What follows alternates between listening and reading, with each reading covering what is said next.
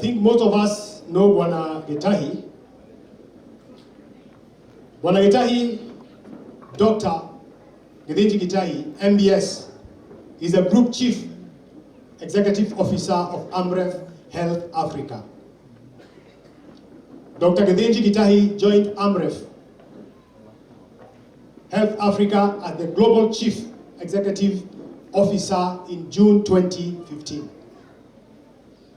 AMREF Health Africa is a global organization headquartered in Kenya and is the largest Africa-based international health and development organization with more than 2,400 staff providing training and health services to over 32 million people in Africa, annually in at least 42 countries. AMREF Health Africa also runs AMREF Doctors, AMREF Health Innovations, and AMREF International University, as well as 11 fundraising offices in Europe and North America. Until his appointment to AMREF Africa, Dr. Gitahi was the Vice President and Regional Director for Africa, Smile Train International, and prior to that, he was Managing Director for Monitor Publications in Uganda, as well as General Manager for Marketing and Circulation in East Africa for the Nation Media Group. He also worked in a senior position in GlaxoSmithKline and Avenue Group. Dr. Gitahi is also a commissioner of the African Union Commission on African COVID-19 Responsive, chaired by South African President Cyril Ramaphosa. He also serves in various boards, notably Board of Directors of the Standard Group in Kenya and Board of Trustees of Safaricom Foundation. Dr. Gitahi is proud founder and director of Abacus Kenya, improving the lives of young people by introducing whole brain development training. He is a husband and a father to 6 children aged between 13 years and 27. He's yet to beat me in terms of grandparenting. And his firstborn daughter just graduated as a doctor from the University of Nairobi, and his secondborn, a son, has a master's degree in international financial law from Strathmore University. His thirdborn, a daughter, is about to graduate in medical laboratory sciences from Nairobi University. In our language, they say, Ugali comes from. In June 2023, Dr. Gitahi was appointed by the UN Secretary General as a member of the Scaling Up Nutrition, that is SUN movement-led group, a global initiative dedicated to eradicating all forms of malnutrition by 2030. In December 2018, Dr. Gitahi was bestowed the 2018 Moran of the Order of the Burning Spear, MBS, by the President of Kenya in recognition of his outstanding contribution and commitment to the health sector. He holds a bachelor's degree in medicine from the University of Nairobi, a master's degree in business administration from the United States International University. He also has a certificate of strategic perspectives for non-profit management from Harvard University, as well as a certificate in leadership from the same university. Let us be upstanding to welcome Dr. Githinji Gitahi.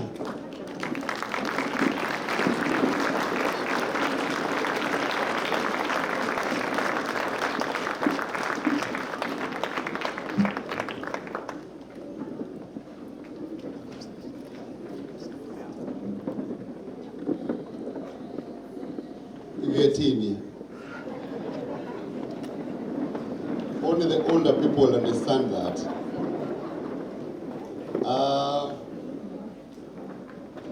God is good, and all the time, and that is his nature. Waseya mukofiti. Waseya mukofiti. Where are the students, the pupils? Mukofiti. Please wave at me. Good. It's always very difficult to speak to both young people and the old. The language is different, so I have to change, and I have only one opportunity to make one speech. So I have to try and combine the two. But leo nimejionea maneno.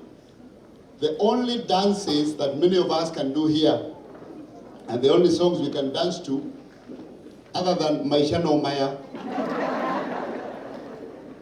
isn't it? Is songs like Nida kogosha mwadhani tondo newe munyumbi. Continue.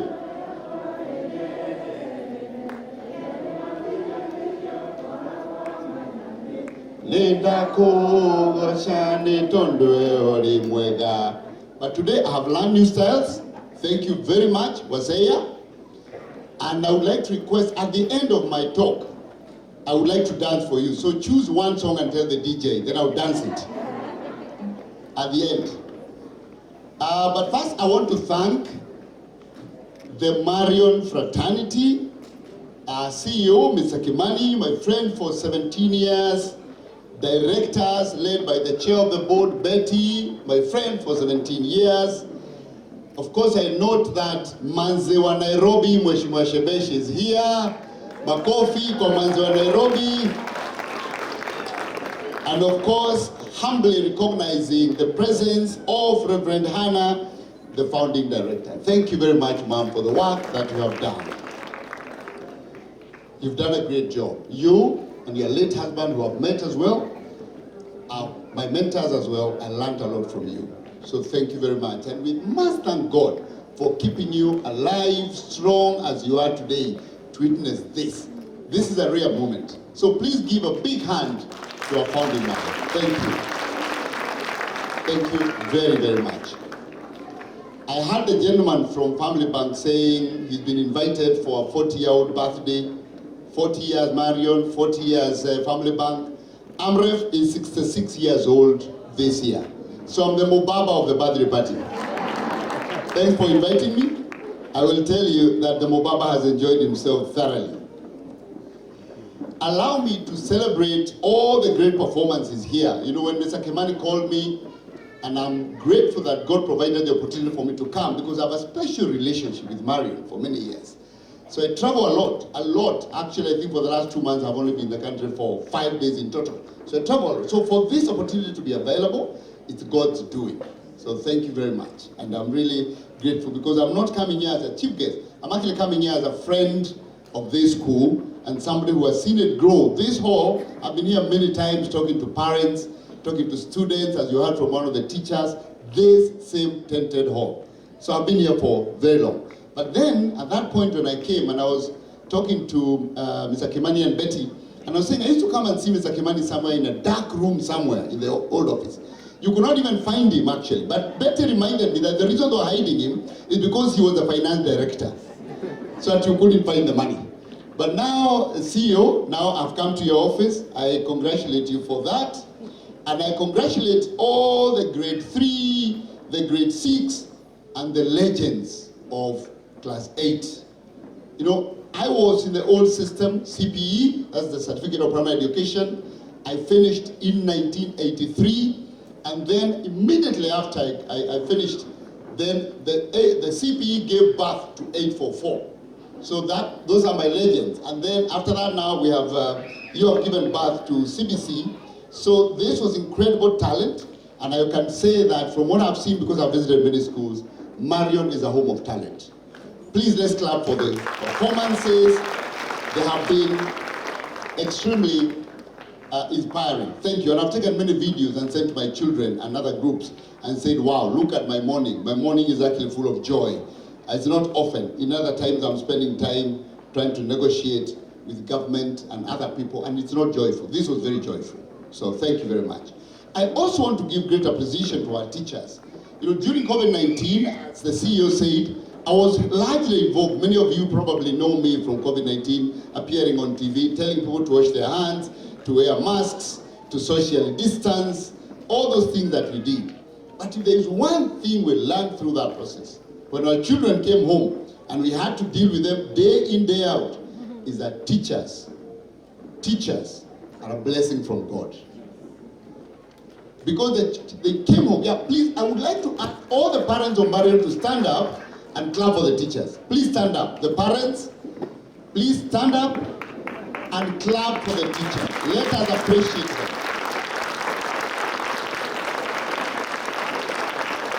Thank you very much. Please take your seats. Because often as parents, when we take our children to school and we pay fees, we see now as if we own the teachers. So often I have found parents shouting at teachers, telling them how useless they are, telling them, why did you tell my child this? When the children came home, we learned it. Tukaji, chuna, maskio. So we have new respect, new appreciation for the teachers. And for Marion to have survived such a difficult period of COVID, a period not seen again in 100 years, it must have been because of the foundation that was built by Reverend Hannah and her husband, and the one that has been taken over by the family and the entire community to be here, because many did not survive. Many businesses did not survive.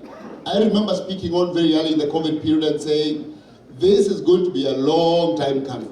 Many people thought when the government announces 3 weeks, they think, oh, 3 weeks is going to go. Then the government says, we are giving you another 3 weeks to wear a mask. People think, oh, by 3 weeks it will be over. Some of us knew it was going to be long. And we advised businesses and individuals to hibernate, to actually take steps back, to stop cash investments, to stop purchasing property at that point, conserve cash, but it was going to be long. And I'm sure those are the steps that you took, including what you're saying about taking a step back on the secondary and adopting the CBC. So it was a difficult time. So I congratulate you for this. So today we are here to celebrate Marion's 40 years. Congratulations once again. I was 13 years when you started Marion, Mom. I was 13. I don't know how old your grandchild is. I don't know. I'll not ask you now. We'll talk about this because you embarrass me saying you're ahead of me. I don't have grandchildren. So I'll have a meeting with my 27-year-old daughter when I go home. But I was 13 years, and at that point I was in a school called Gituhi Primary School in Odhaya. The only group about that school was that at lunchtime we would group together to eat lunch we had carried from home. That was the group of the primary school. We would group together to eat the lunch that we had carried. And that grouping would be boiled maize, sweet potatoes, and all those things. But we celebrate that history, because that history is also what informs our future, and that gets us here. So, Mr. Onege, you are not alone when you are suffering. And then I'm glad that you actually managed to come here and get some good feeding, because nutrition is important. So, I wanted to talk very quickly about foundation. And I want to ask each one, especially the younger people, who I hope are listening, to ask yourselves today, who are you going to be when you're 40? Can I hear from the students say, who am I going to be when I'm 40? Pupils? Louder. Who am I going to be when I'm 40?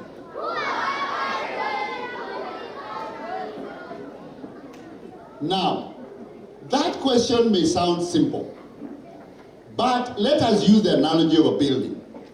Imagine building an apartment block or an office block of 40 stories. 40 stories. Okay? Which building do you know in Kenya that is 40 stories? How many stories is KICC? That's what many of us knew. When we came to Nairobi the first time, we knew. When you got lost in Nairobi, you went back to KICC and started again. How many stories is KICC? It's 32. Can you imagine, figure the foundation that the founding president and the architects who built KICC, the time they did, what foundation they had to do to build a building of 32 stories. Which is the world's tallest building? Does anyone know? Yeah? Pupils? Which tower? Ivory Tower. Eiffel Tower. Eiffel Tower in Paris. Oh, you guys are well learned, yeah? Yes, tell me, which one? Burj Khalifa, please clap for them. Can you imagine? At this age, I did not even know KICC existed. I did not even know there was KICC. Burj Khalifa is the tallest building in the world, 160 stories. So it is 5 times KICC.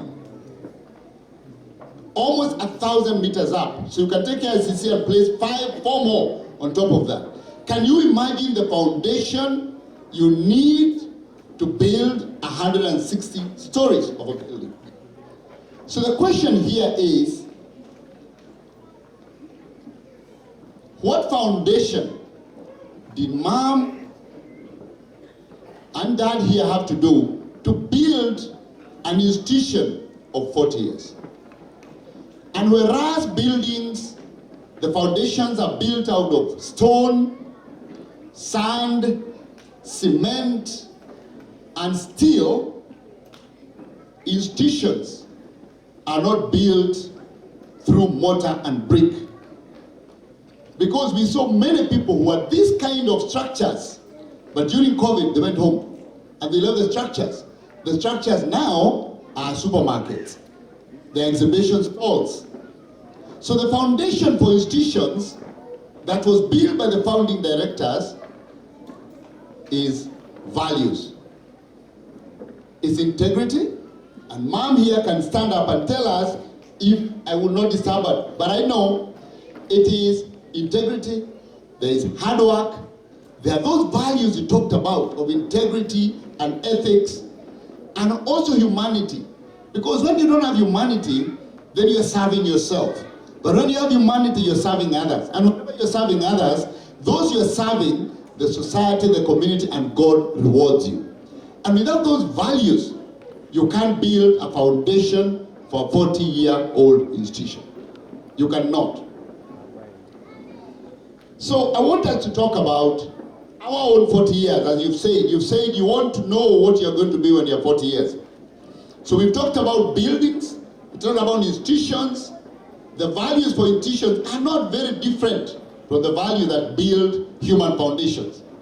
So to ask ourselves what we are going to be when we are 40, we have to ask ourselves, what foundation do we need for us to get to 40? Just like they ask themselves, what values do we need to build an institution that's going to be 40 years? So I just want to share with you my own learnings, my own lessons of what really builds that foundation. As number 8 in a family of 9 where I was born, the only thing that got me here is that foundation. I'll tell you, that one day I was going to nursery school, and we used to walk. You walk 4 kilometers back, 4 kilometers, and it's in the village. And as you're walking when you're young like this, when they're not very ordered, as I heard they have been ordered here, as you're walking, you go, you see a monkey, you chase it, then you come back, then you see a dog, you throw stones at it, then you see a bird. So when I was walking, I saw some macadamia nuts that had fallen by the roadside, by the path. So I went to pick them, and the dog of the owner of the macadamia chased me. And I was 5 or 6. I had no chance against the dog, so the dog caught up with me and beat me here. And the dog beat me. I remembered one thing. I either had a choice to go forward to go to school or go back home. I was halfway through. But I chose to go to school because the school used to serve as porridge. So I went to school because porridge and school feeding was extremely important. And therefore, as we talk about the foundations, I want to share about 5 foundations. I would have said Mambo ni Matatu, but I hear that one now is in court. So I'll say, Shebesh. So I'll share 5 values. 1, health. Health is the foundation that is the greatest to build human potential. Health is number 1, and that should be important for us as pupils and for the parents. That if I wasn't breastfed by my mother, I would not be standing here today. If I was not given the boiled maize, boiled potatoes, and vegetables by my mother, I would not be here today. It doesn't matter what school you take a hungry child. If they are not healthy, they are not nourished, they will not do well. We call that cognitive capacity. The brain develops when a child is well fed. So nutrition, physical well-being, and mental well-being, our minds, are told by the bishop, we see through our minds, we walk through our minds, we learn through our minds. That's the most important organ. So health is number one in building the 40-year-old foundation. Second is education, which is what you're gaining here. So without health, you will not be here. We say healthy adults earn and healthy children learn. So without health, you will not be here. We are here because we are healthy. So second foundation then is actually education. That once you're healthy, you then learn, you gain skills, experience, you learn from others, you are taught, and that is the second foundation to a long, successful life. Marion has done his part, continues to do his part. We, many years ago, myself as a founding director of Abacus, which we teach here, came here and said, there is a tool that you can use to also develop the brain capacity of healthy children to do better in education. And I want to congratulate Marion for being actually the pioneer school for adopting the whole brain development model that's called Abacus under the Abacus Kenya. So congratulations for that, CEO and Kimani and Betty. And I know that we have the general manager of Abacus here, Eva, where are you? Just stand up. Eva is there. So congratulations to the school and also to Mrs. Minor, who is here from Acacia Crest, because you are the second school actually. Mrs. Minor, thank you to you and your directors and the school for also adopting the whole brain development model for children and understanding that actually the right brain and the left brain need to be integrated for better learning. And that has to be based on the foundation of good health. And I would like to announce today, as the founder of Abacus, I would like to actually give 20,000 every year for an award to the best Abacus student. That's going to the modalities can be decided by you and the Abacus team, so I will not decide that. But I'll personally donate 20,000 every year to award the best students in Abacus, and I'll do the same for Acacia Crest. Thank you very much. And you need a little more, you tell me. Now, the third one is community. This community giving you compassion, giving you grace, forgiveness, as we saw up here, and recognizing that we are all different people. That a community doesn't mean one form of people, or people who speak the same way, or people behave the same way. A community is diverse, and that diversity must allow compassion, emotional intelligence, and participation. And the fourth one is discipline and dependability. That if you are not a dependable individual, if Marion School was not dependable, if you came one day, you found the class for your child has changed. They have changed this and that. They are told one day you go and find this closed, please come tomorrow. You cannot continue to bring your children here. Dependability. People knowing what to expect tomorrow and knowing that that is good for them is important. And that's important for you to be a dependable individual. As I have grown in my career, I have found that the people who call me to work with them is because they felt if they told me we meet on Saturday morning and I was not available, I would say I'm not. If I say I am, I'll be available. Mr. Kimani told me, please be here by 9 a.m. I called him from my car at 8:45 a.m. True? Because you have to be dependable. And dependability is that people can rely on what you say. So for people, please be dependable. Be the rock, as you've been told. And that rock, that people know you'll find it. This is what you're going to get here. That's why the rock is also referred to as our Almighty God. And the other thing is discipline within this dependability. And I say discipline is what you do in the morning when you wake up. The simplest test for me for discipline is whether you make your bed when you leave your bedroom in the morning. Even for the young ones.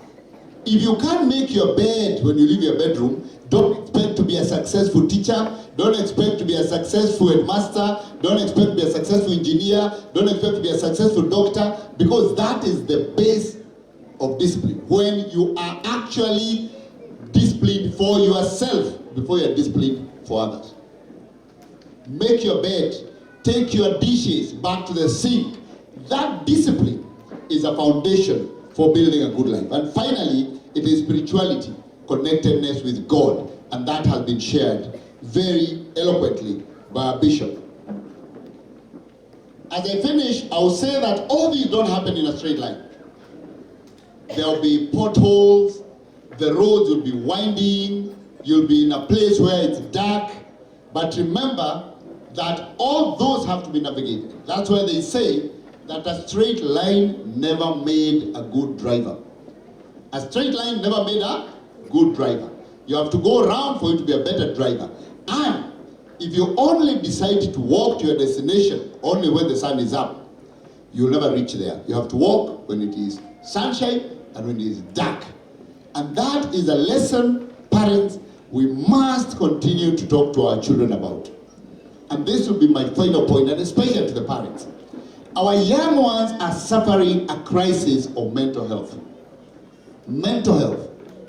And that mental health, from a doctor's point of view, is from something we call cognitive dissonance. I'll explain that to you shortly. Cognitive dissonance means that what you expect and your reality are different. What you expect and your reality are different. Now, if the difference between your expectation and your reality are very close, you are likely to get a depression. If what you expect and what you have are the same. But what's going on with our children? Because of social media, their expectation has grown beyond their reality. So what they see and creates what they expect. But their reality is they have to wake up every day at 5 to go to school. But what they see is there are people out there who are doing this and traveling to Dubai and traveling here, and therefore their expectation is reset. And their reality is that they have to go through these 5 steps to get there. That dissonance is what is creating mental health challenges for our children. I'm pleading with you to support the children by ensuring that their reality and their expectation are as close as possible to each other. That means showing them and talking to them about the real things in life. Ensuring that what you're giving them does not set them for failure. Ensuring that what you actually provide and show them is something that can be their reality and not an expectation that cannot be met. I thought I would talk about that because mental health is going to be one of our biggest challenges in schools, in the society, and in the public at large. So, I wish you all good health, good education as you are receiving, community of love, spirituality, and discipline. But not only for you to be given, but for you to give others. I would like to ask Eva to bring a small trophy that I have for Mr. Kimani and Betty to say you are the founders of Abacus movement in Kenya and for buying into the dream to invest in the children. It is actually just after 15 years. So I'm celebrating your 15 years of leadership in Abacus in this country. So just receive this small trophy from me in addition to the founders prize. And now if the DJ has a song to give me to dance, I will dance.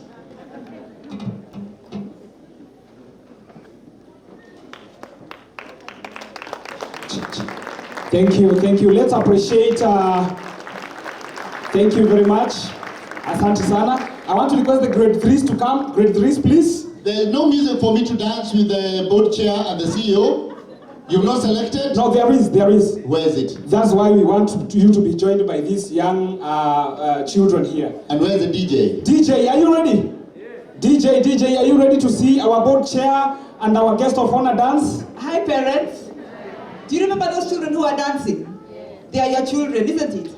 That means those genes of dancing have come from either the father or the mother. My daughter is an excellent dancer. That is her career. That's what she does. Now, if you look at me at Kimani, where do you think that she got the genes from? Oh, Kume, that's where you are headed. DJ, are you ready? Betty, you come and show us those genes here right now. Come back here. You have to show us those genes you talked about. Exactly.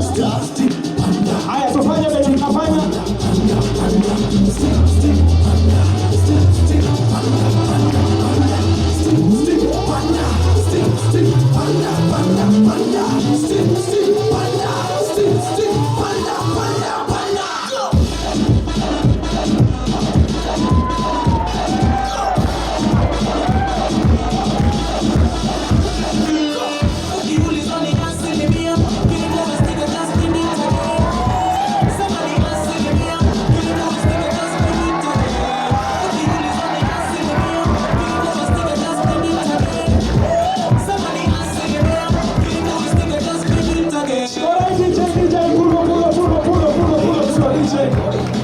DJ, pull up. Let's appreciate the young people.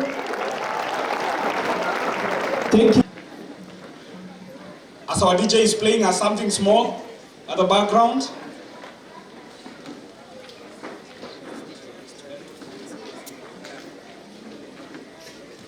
Thank you very much. We can just post and